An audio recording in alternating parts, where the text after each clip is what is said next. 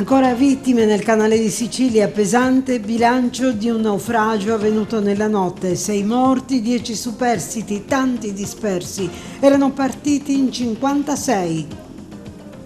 Tra fede e tradizione Agrigento festeggia San Giuseppe, l'istituto Montalcini protagonista al villaggio Peruzzo e anche a Favara celebrazioni. Presentate alla stampa oggi le giornate FAI in programma i prossimi 22 e 23 marzo. A grandi passi verso le elezioni, il Libero Consorzio di Agrigento costituisce la commissione elettorale. Grande attesa per il concerto che si terrà domani alle 21 al Pala Forum Bellavia, il ritorno dei Pink Floyd Legend con Atom Earth Mother. 12 anni fa l'amata squadra di calcio dei tifosi agrigentini festeggiava la promozione nella serie superiore.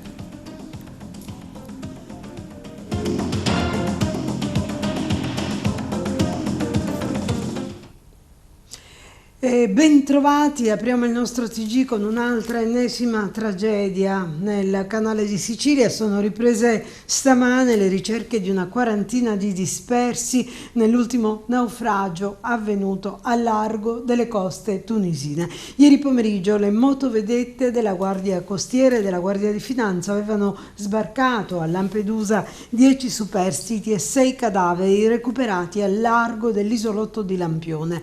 I naufraghi erano su un gommone semi-affondato. I sopravvissuti hanno riferito di essere partiti domenica notte in 56 da Sfax in Tunisia con un gommone. Dopo meno di 24 ore, mentre erano in acque internazionali, molti migranti sarebbero caduti in acqua durante la traversata, forse a causa del mare agitato.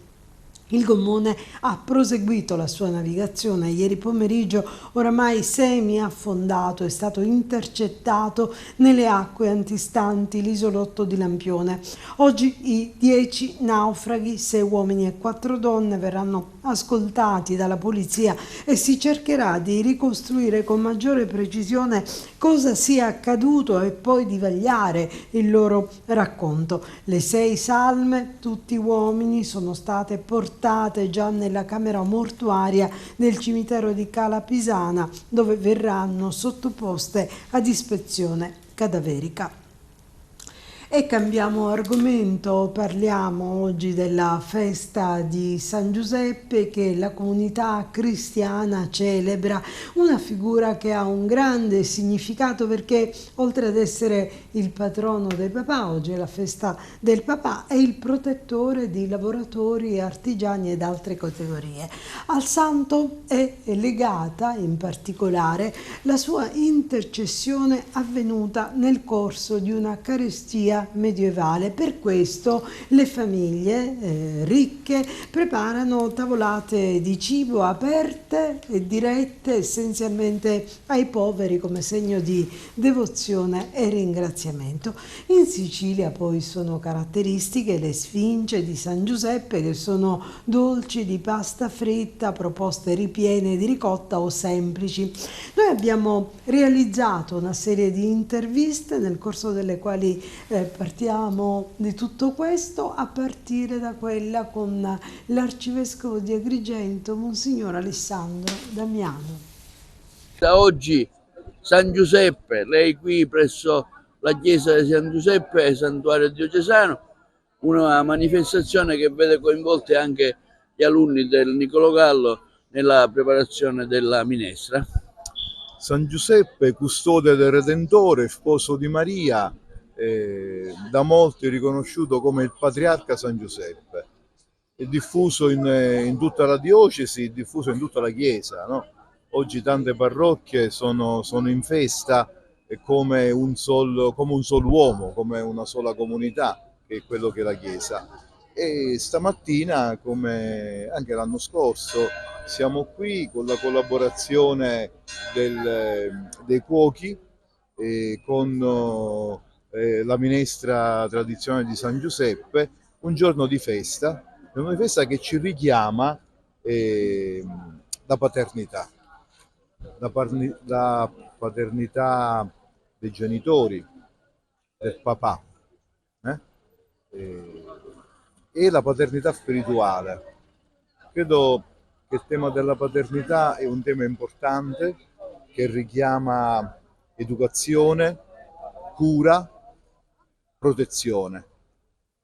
Sono allora questi, mi sembra, alcuni dei tanti elementi che possiamo apprendere da San Giuseppe e poi ciascuno per la sua parte declinarli nella propria vita. Oltre la funzione religiosa ci sarà anche un momento culinario, ricordiamo la famosa minestra che solitamente si fa a San Giuseppe, ma anche una grande torta preparata dallo chef Pasti Mangione. Sì, oggi siamo qua presenti per la prima volta perché è il primo evento in assoluto, la torta cannolo per la festa di San Giuseppe. Qua grazie anche ai miei ragazzi che mi hanno collaborato, abbiamo fatto questa torta di circa con 2000 cannolicchi ripieni di ricotta fresca di Santo Stefano.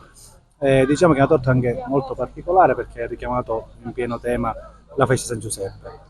Ora aspettiamo a mezzogiorno che finisce la messa, così c'è anche il vescovo e sia anche tutta la gente a degustare tutti questi cannoli. Ma la minestra diciamo che è proprio il tema pieno di San Giuseppe, infatti ogni festa che si fa per tutti questi eventi sia la minestra che la tradizione dell'evento. Però quest'anno abbiamo aggiunto in più questa mega torta di cannolo. Ecco, cosa avete usato per la mega torta e quanto tempo ci vorrà per farla? Sì, noi abbiamo fatto un 2000 cannolicchi, poi abbiamo usato anche un 50 kg di ricotta fresca Santo Stefano e diciamo la base è questa qua, poi abbiamo messo anche delle ciliegie candite e per poterla realizzare ci abbiamo messo circa un'oretta e mezza, 2 ore. Ecco, si sta preparando la minestra di San Giuseppe, c'è molta attesa perché tutto è in ebollizione, finirà la Santa Messa e si procederà appunto alla distribuzione della minestra.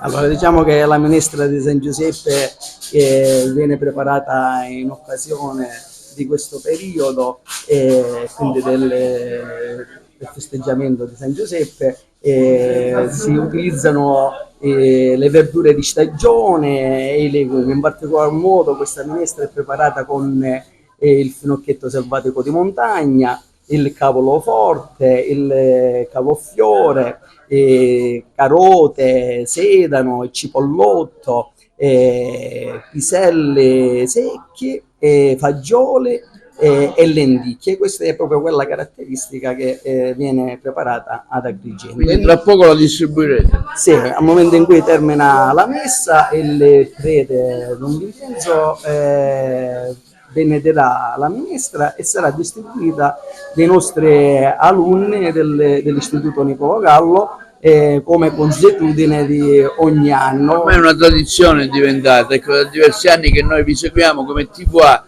e siamo sempre presenti qui alla chiesa di San Giuseppe. Sì, senz'altro, noi siamo molto vicini al territorio, in particolar modo interagiamo tantissimo con tutte le istituzioni che ci richiedono il nostro contributo e in particolar modo con Don Vincenzo ogni volta ci chiede la nostra collaborazione. Noi siamo ben lieti di poter dare il nostro contributo. E per la minestra di San Giuseppe in collaborazione con la scuola alberghiera Niccolò Gallo stiamo preparando la minestra di San Giuseppe e che devo dire, a tutti un buon auguro a tutti i papà e a tutti i Giuseppe di questo mondo. E c'è stata una tavolata di San Giuseppe anche al villaggio Peruzzo. L'ha seguita per noi Arturo Cantella.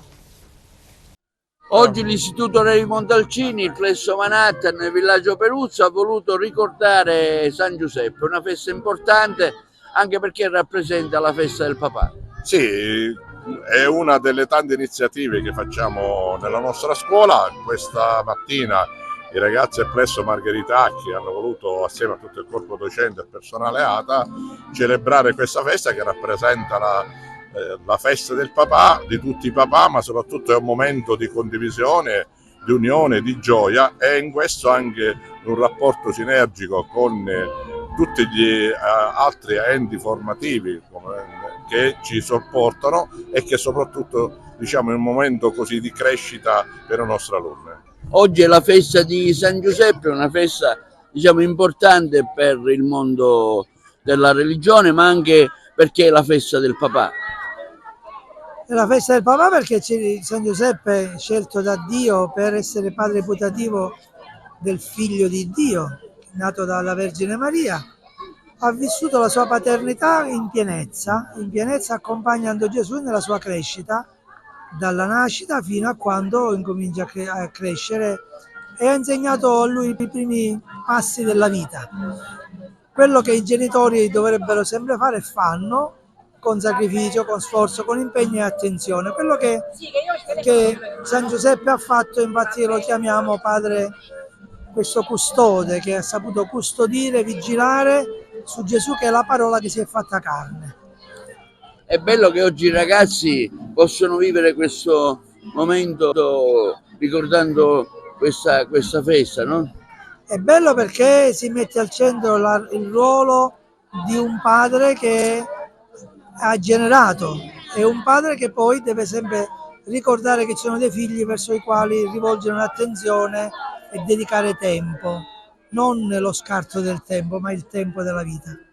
San Giuseppe è proprio la figura centrale della tradizione cristiana, è il patrono dei lavoratori, quindi noi lo ricorderemo poi anche il 1° maggio, ma questa festa è molto importante anche perché ci dà la possibilità di coinvolgere i ragazzi, far conoscere le tradizioni che ormai purtroppo si stanno perdendo. Quindi abbiamo la fattiva collaborazione dei genitori. I genitori, come vedete anche dalle immagini, hanno preparato tante pietanze tipiche, dolci tipici, le zeppole, farcite con crema, le frittate, quindi ecco, si sono proprio sbizzarrite. Dobbiamo dire un grazie di cuore anche al nostro dirigente che ci dà l'opportunità di organizzare questa festa. Questo è già il 2° anno in cui si organizza e veramente siamo molto contenti e soddisfatti. Tra l'altro avremo anche i nostri ragazzi, perché la nostra è una scuola di indirizzo musicale, ragazzi di Margherita, che si esibiranno con varie performance. Faremo anche una breve drammatizzazione proprio sulle nozze di San Giuseppe e Maria, anche se non sono riportate nel Vangelo. Abbiamo voluto fare con i ragazzi delle ricerche, quindi i Vangeli apocrifi, e capire un po' perché è stato scelto Giuseppe per Maria.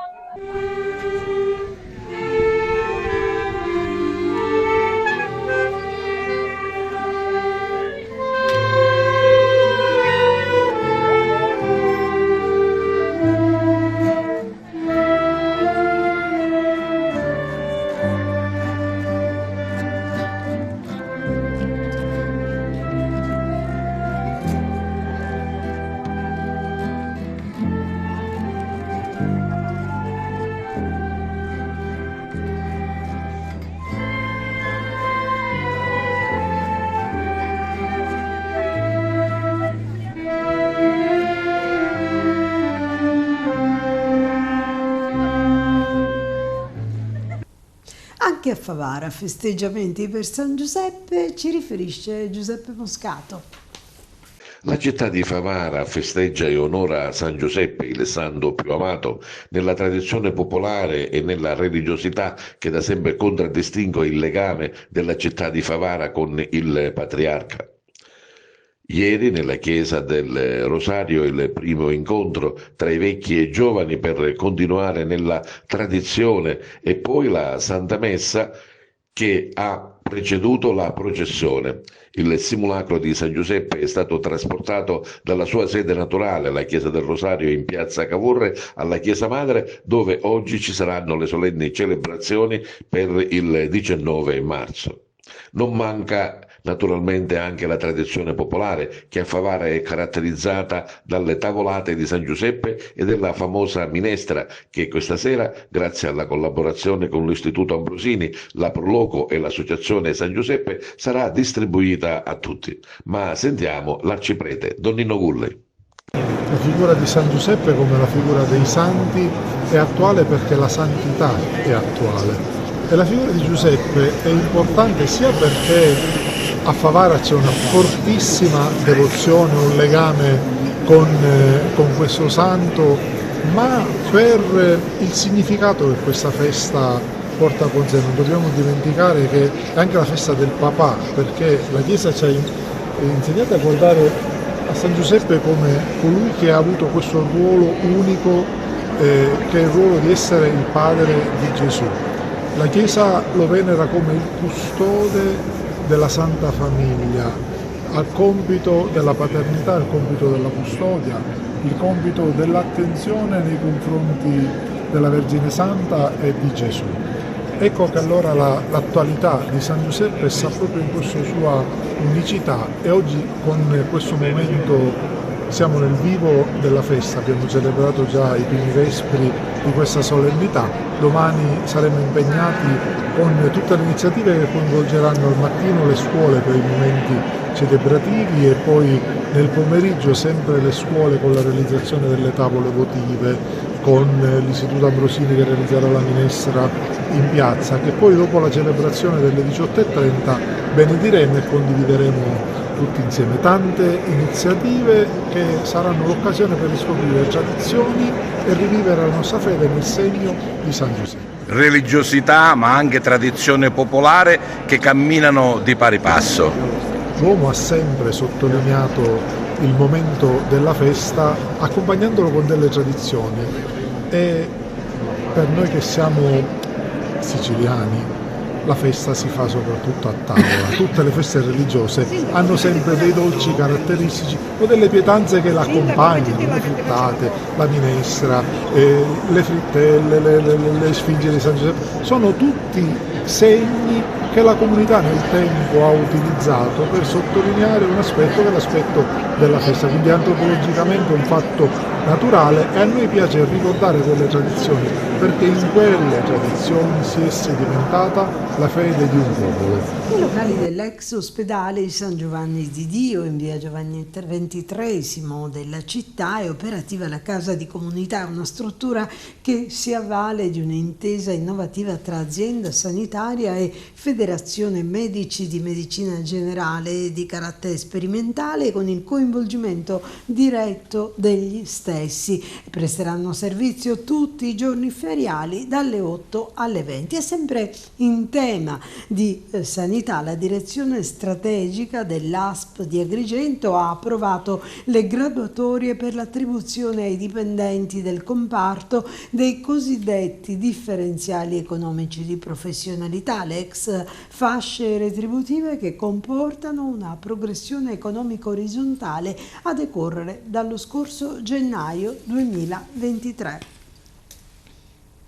È tutto pronto per le giornate FAI che sono state presentate stamane alla stampa. C'era Eugenio Cairone. Sì, dopo l'esperienza di quest'autunno continua questa collaborazione con il FAI nell'ambito di un protocollo nazionale firmato nel 2019 tra il Comando Generale e il FAI.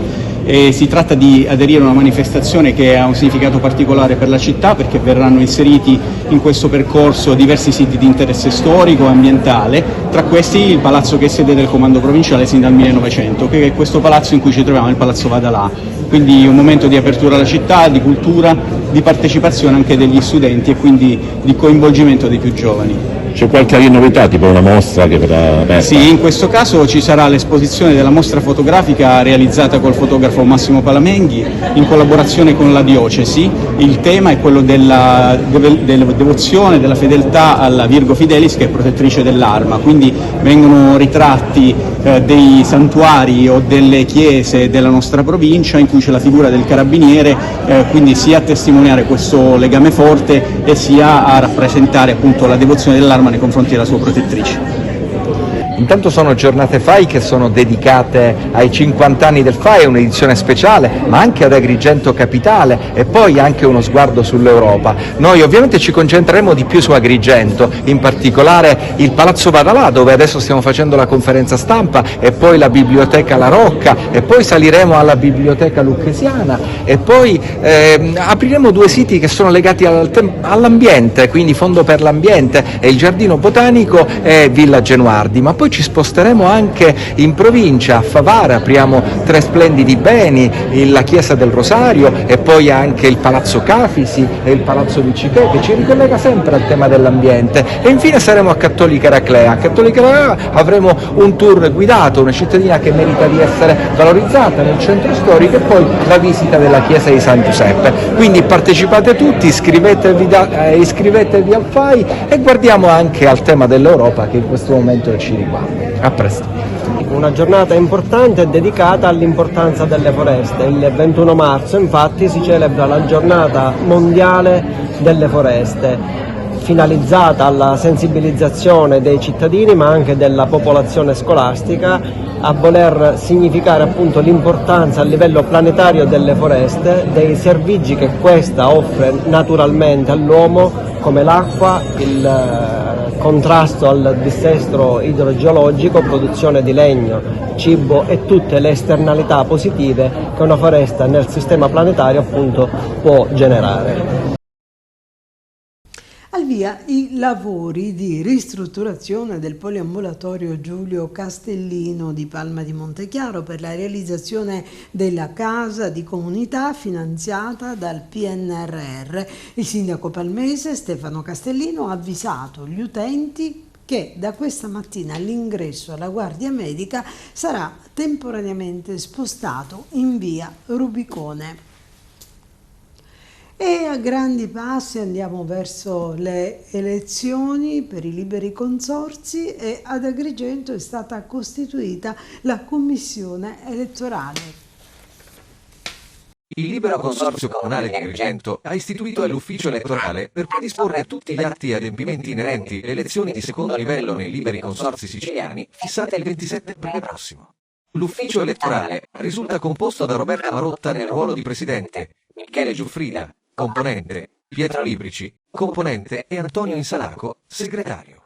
Costituito altresì il gruppo interno di lavoro per assistere l'ufficio elettorale sulle disposizioni in materia di liberi consorzi comunali e città metropolitane. Le operazioni di voto si svolgeranno in Sicilia il 27 aprile e per il Libero Consorzio Comunale di Agrigento presso l'Aula Consiliare Luigi Giglia, Palazzo della Provincia, dalle 8 alle 22. Le elezioni di secondo livello sono fissate per scegliere i presidenti e i consiglieri dei liberi consorzi comunali di Agrigento, Caltanissetta, Enna, Ragusa, Siracusa e Trapani, e di componenti delle assemblee delle città metropolitane di Palermo, Catania e Messina. Hanno diritto di voto gli organi elettivi comunali in carica alla data delle elezioni degli enti di area vasta. Qualche notizia di cronaca: è un tredicenne colui che ha vandalizzato nei giorni scorsi l'attività del presidente di Federalberghi Francesco Piccarella, sita nella via Piave a ridosso del centralissimo viale della Vittoria. L'amarezza dell'imprenditore era stata affidata ad un post sul suo profilo social. Adesso la squadra volanti, avvalendosi dell'ausilio proveniente dai filmati delle telecamere che insistono nella zona, ha identificato il minore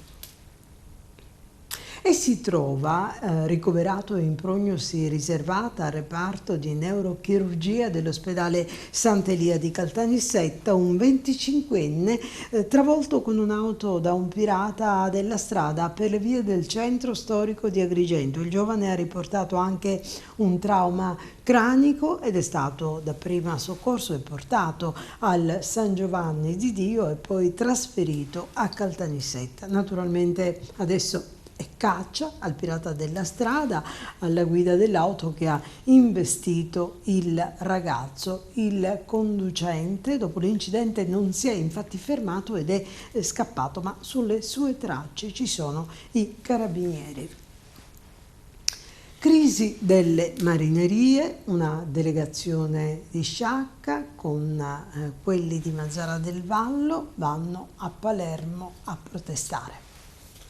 Incontro ieri a Palermo tra una delegazione saccense e l'assessore regionale alla pesca, Salvatore Barbagallo.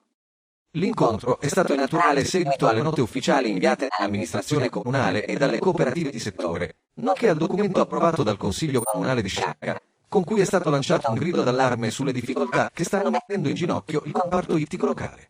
La delegazione saccense ha chiesto all'assessorato regionale di farsi portavoce presso il governo nazionale e le istituzioni europee per ottenere ristori compensativi a sostegno degli operatori del settore e, al contempo, avviare un'intensa fase di studio e ricerca per comprendere a fondo le cause della crisi e individuare soluzioni strutturali. Il settore della pesca a sciacca è in stato di agitazione a causa di una drammatica riduzione del pescato, determinata da molteplici fattori. I cambiamenti climatici, la chiusura di ampie aree marine per operazioni di ripopolamento e, probabilmente, le attività di ricerca di idrocarburi attraverso la tecnica dell'Ergon. Una crisi complessa che necessita di risposte immediate e concrete.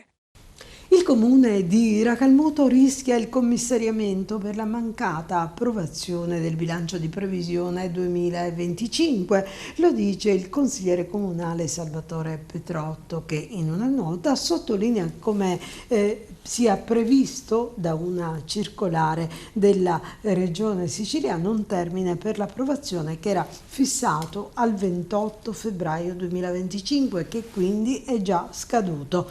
Adesso, conclude Petrotto, si attende il commissariamento dell'ente per l'attuazione dei poteri sostitutivi.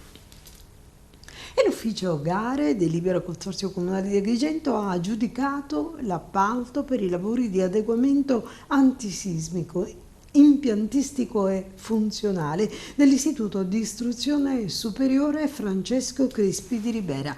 A breve saranno previste la firma del contratto d'appalto e la successiva consegna dei lavori. I GIF agrigentini hanno consegnato numerosi libri al settore femminile della casa circondariale di Lorenzo di Agrigento. Nell'incontro con alcune detenute a cui ha collaborato il volontario Angelo Piraneo sono state illustrate le attività del GIF ed è stato sottolineato quanto sia importante la lettura, evidenziando come i libri siano fonte di conoscenza e arricchimento culturale. E al Mudia la presentazione del Culture Pass, un biglietto unico per visitare dalla valle al Colle di Agrigento. Direttore, un collegamento dalla valle alla città e dalla città alla valle, per chi arriva e anche forse per conoscere veramente.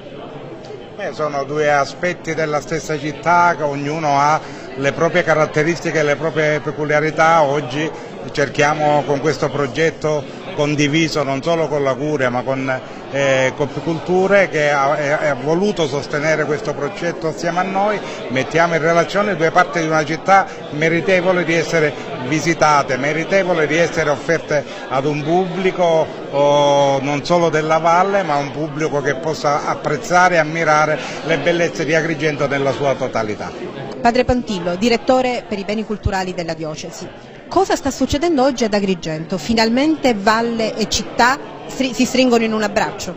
Potremmo dire che l'Acropoli e l'Agorà si uniscono con questo progetto del biglietto combinato che mette insieme i siti del parco archeologico in Agrigento e i siti del percorso Artefede e Mudia sul Colle di Agrigento. Permetterà al visitatore di avere una visione completa di quella che è l'offerta turistico-culturale della città di Agrigento. Una collaborazione importante tra la diocesi e il parco archeologico, Mudia con la società Ecclesia Viva e anche Copiculture, che garantiscono poi con Antos i servizi di accoglienza e di fruibilità.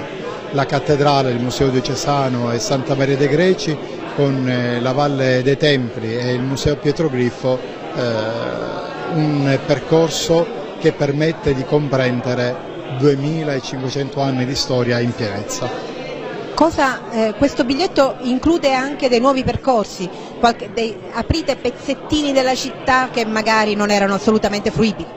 Pezzi di città e pezzi all'interno dei grandi siti. All'interno della cattedrale non c'è solo la visita all'aula liturgica, che abitualmente si può fare anche durante le celebrazioni, ma ci sono all'interno della cattedrale almeno 4 percorsi che permettono di approfondire il tempo, le trasformazioni. L'ultima chicca è il percorso digitale che è stato inaugurato qualche settimana fa e che fa parte anche dell'offerta del biglietto combinato. Signor Sindaco, è un primo passo questo biglietto, ma potrebbero esserci altri siti che accedono? Sì, questo è un primo passo, un passo che abbiamo voluto già da tempo, almeno io già ne parlavo con gli altri attori oggi qui presenti, da quando mi sono insediato. È importante portare, perché qual è l'obiettivo? Portare quelle quella grande massa di turisti che visitano la Valle dei Templi, portarli in città, così incentivandoli con il biglietto unico e anche col trasporto delle navette. Gli altri siti sono sicuramente, ne abbiamo già pronto a disposizione il monastero di Santo Spirito, dove è bellissimo anche come chiostro ma anche come museo all'interno. Poi abbiamo già a completamento l'ex collegio dei padri filippini, dove lì abbiamo anche una pinacoteca meravigliosa, e così anche a brevissimo il museo civico, dove ci sarà la collezione Sinatra. Ci fermiamo per la pubblicità, torniamo tra pochissimo, restate con noi. Entusiasmo e attesa per gli amanti della grande musica per il concerto che domani sera terranno i Pink Floyd Legend, Atom Earth Mother, che dopo lo strepitoso successo registrato a Piano San Gregorio nel 2022 tornano ad Agrigento. Questa volta lo fanno al Palaforum Bellavia domani alle 21, un evento che si annuncia partecipatissimo, per il quale rimangono gli ultimi biglietti. Il servizio Agrigento accoglie il grande rock. Arriva lo spettacolo Pink Floyd Legend Atom Earth Mother.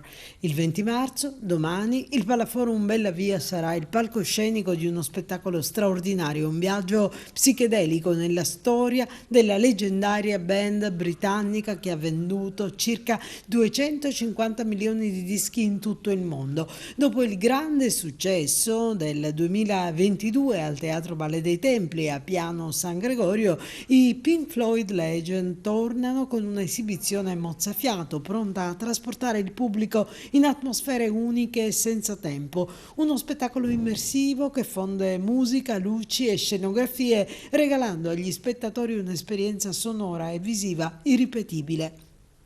I Pink Floyd Legend rappresentano l'attuale migliore omaggio alla band britannica, sono infatti considerati gli artefici del più autorevole tribute show italiano dedicato ai Pink Floyd. Riproducono fedelmente ogni dettaglio della musica e delle performance live della band originale. Il loro successo è frutto di un attento studio delle partiture originali e delle esibizioni più importanti di Roger Waters e compagni. Gli ultimi biglietti ancora disponibili possono essere acquistati al botteghino dello Sport Village oppure online sui circuiti Ticket One e Ticket Z.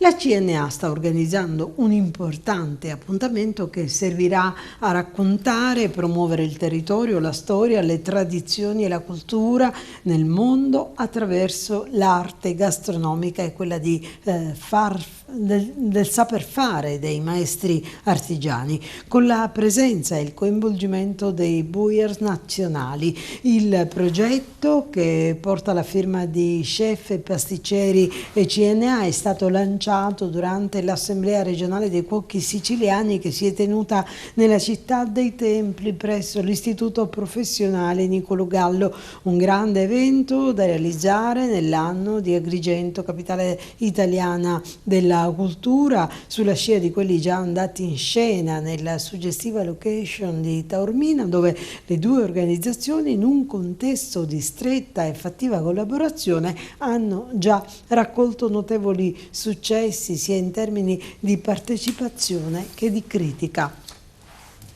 Sono oltre 1300 le firme raccolte in soli 12 ore da una petizione online tra i dipendenti dell'ASP di Trapani a sostegno del direttore generale Ferdinando Croce, mentre la polemica sul ritardo dei referti istologici impazza e diventa politica, e sul tavolo del governatore arriva anche l'esito dell'ispezione. I dipendenti dell'ASP non ci stanno al fatto che il loro manager diventi il capro espiatorio di questo scandalo.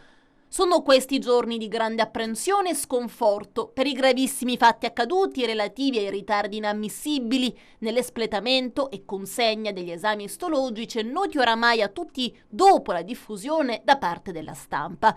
Quanto accaduto è di una gravità inaudita e ha pregiudicato la possibilità di cura di gravi malattie per un numero ancora imprecisato di pazienti vittime di una ingiustificabile inadempienza da parte dell'ASP di Trapani, che ha così messo a rischio potenzialmente l'intera collettività provinciale, si legge in un documento redatto dai dipendenti dell'ASP. Ciò nonostante riteniamo che l'ASP di Trapani rimanga un'azienda in grado di poter continuare a dare risposte sanitarie adeguate attraverso il proprio personale medico, infermieristico ed ausiliario. I fatti in oggetto tuttavia proiettano agli occhi della collettività la peggiore delle immagini possibili per ASP Trapani, incudendo nella gente rabbia, timori e un senso diffuso di inevitabile diffidenza.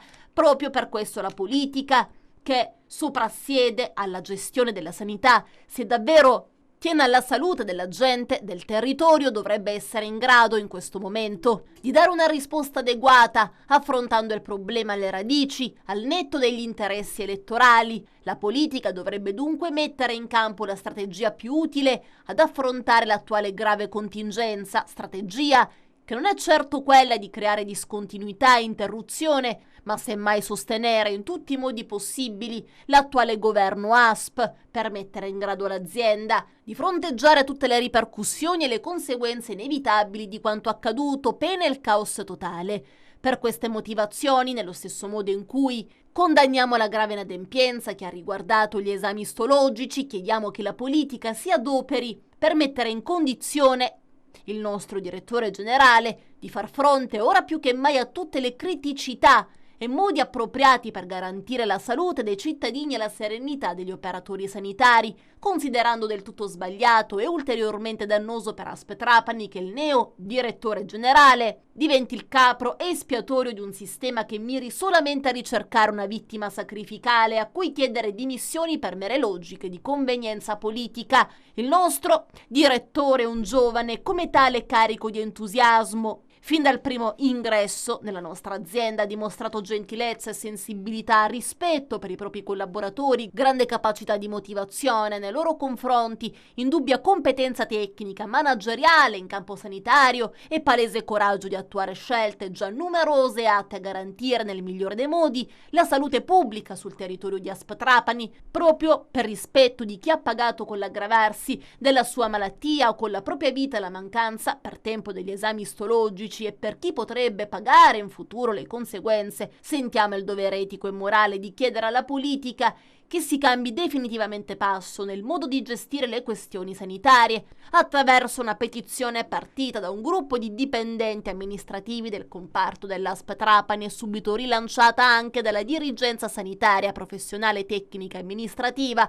Sono state raccolte più di 1300 firme in meno di 12 ore, firme che esprimono tutto lo sdegno per il ritardo accumulato nella refertazione, ma anche la nostra più sincera solidarietà e concreto sostegno al nostro direttore generale, augurandoci che, individuate le responsabilità e le azioni utili affinché mai più si verifichi nulla del genere, questi non paghi per risolvere un problema politico e possa invece continuare a guidare la nostra azienda per risolvere problemi sanitari che l'affliggano con la competenza, professionalità, il garbo e l'attenzione per i più fragili che lo hanno sino ad ora contraddistinto.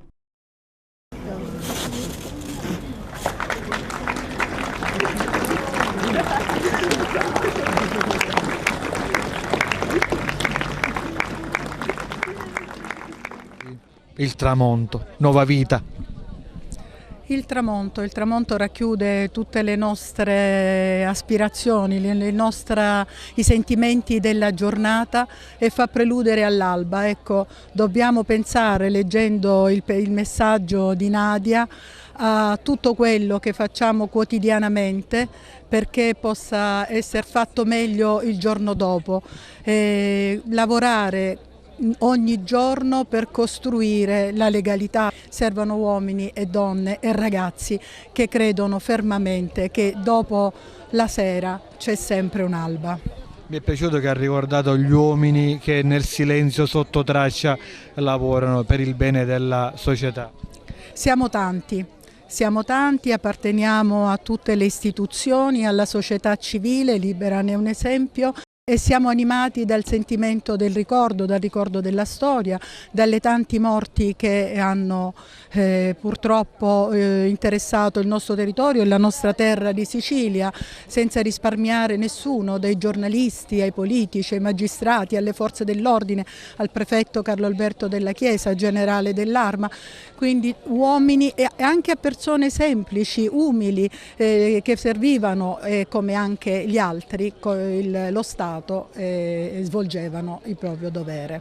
Agli agenti della scorta e a quelle famiglie, ecco la famiglia di Nadia che è stata colpita senza avere nessun coinvolgimento apparente. La speranza per i ragazzi e soprattutto per noi adulti e genitori che dobbiamo guardare con dignità negli occhi i nostri figli, come diceva il generale Carlo Alberto Dalla Chiesa. Oggi credo che sia un momento importante per la città di Trapani, un ricordo di speranza di fronte a uno dei tramonti più belli del mondo.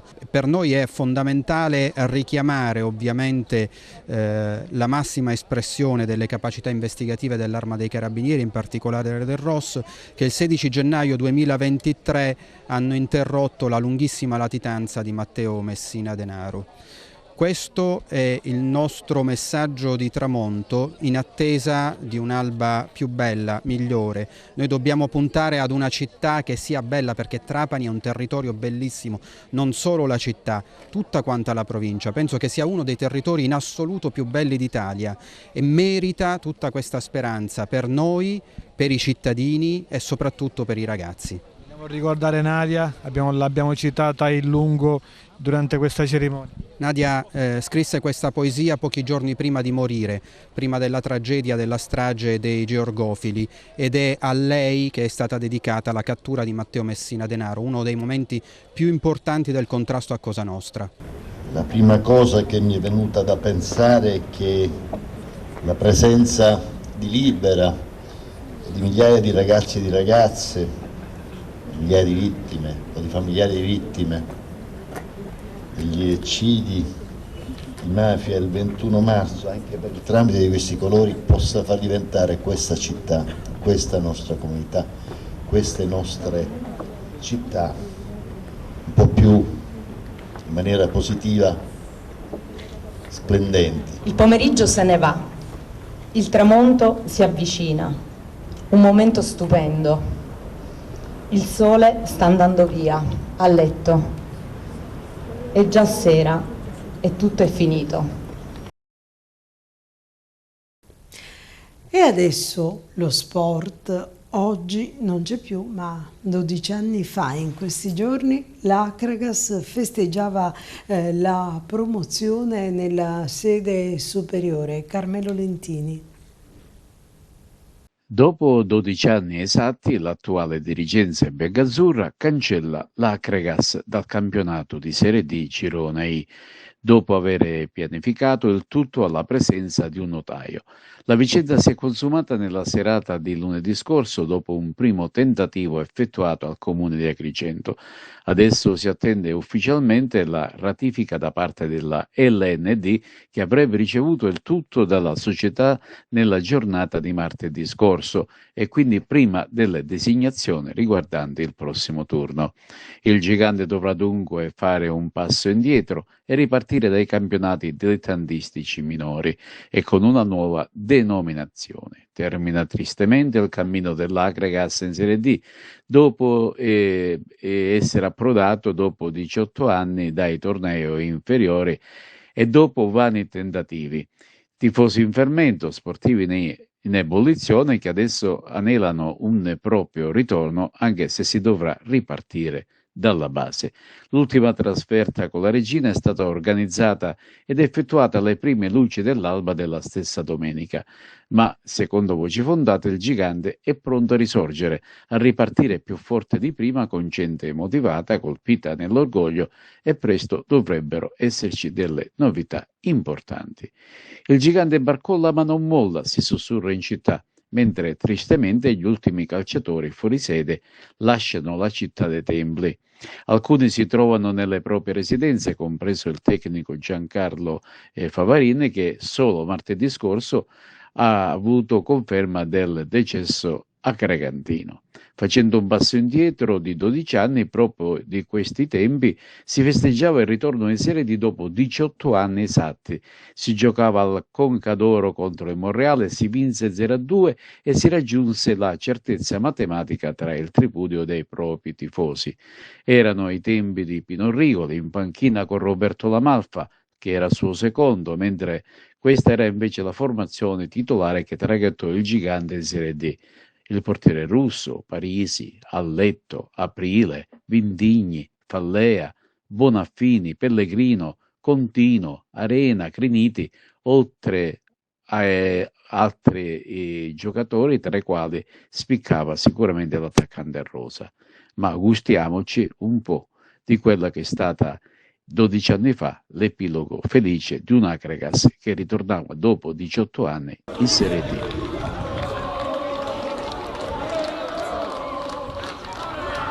Sì amici, ci siamo, possiamo finalmente gridare la nostra gioia, il nostro urlo per una Serie D che abbiamo strameritato sin dalla prima giornata, sin dallo scorso mese di settembre in Dessa, non abbiamo mai mollato, abbiamo sempre battuto gli avversari con merito e adesso possiamo festeggiare questa quarta serie che manca da una vita.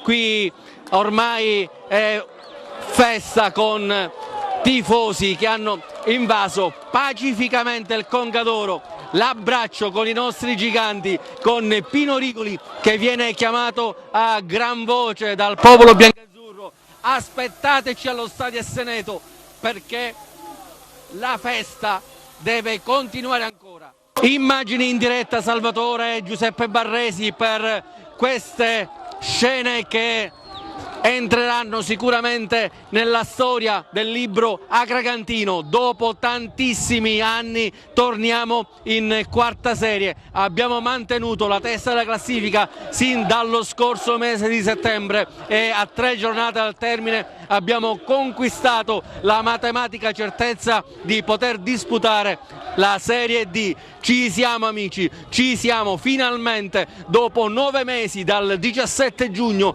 dopo quel pomeriggio contro la Cavese, dopo 9 mesi il 17 di marzo conquistiamo la promozione. Bisogna leggere anche nei numeri, nei segni che i numeri ci danno. Dopo 9 mesi ci riappropriamo di una quarta serie che c'era sfuggita per 13 minuti. Termina qui il nostro telegiornale, grazie per essere stati con noi. Sapete che potete vederci alle ore 15, alle 20 e alle 9 del mattino sul 93 del digitale terrestre e ancora sul 268 in tutta Italia, sul sito www.televideoagrigento.tv e sui nostri canali social. Grazie per l'attenzione, ci vediamo alle prossime edizioni del nostro telegiornale.